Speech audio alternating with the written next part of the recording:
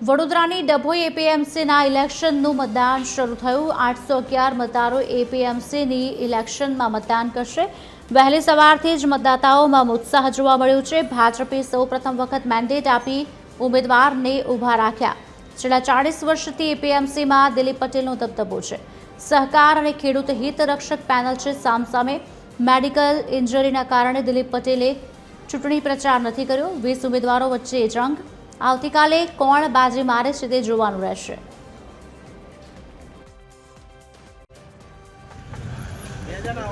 આજરોજ ખેતીવાડી ઉત્પન્ન બજાર સમિતિ ડભોઈની ચૂંટણીની પ્રક્રિયા ચાલી રહી છે।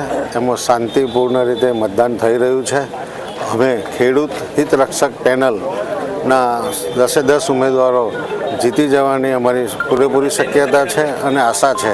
ખેતીવાડી ઉત્પન્ન બજાર સમિતિની આજે ચૂંટણી યોજાઈ રહી છે, જેમાં 56 મંડળીઓના 811 ઉમેદવારોમાં મતદાન કરવાના છે અને છેલ્લા 30 વર્ષથી અમારી સહકાર પેનલ એમાં વિજય થાય છે અને આ ચૂંટણીમાં પણ વિજય થશે એવી અમને સંપૂર્ણ ખાતરી છે।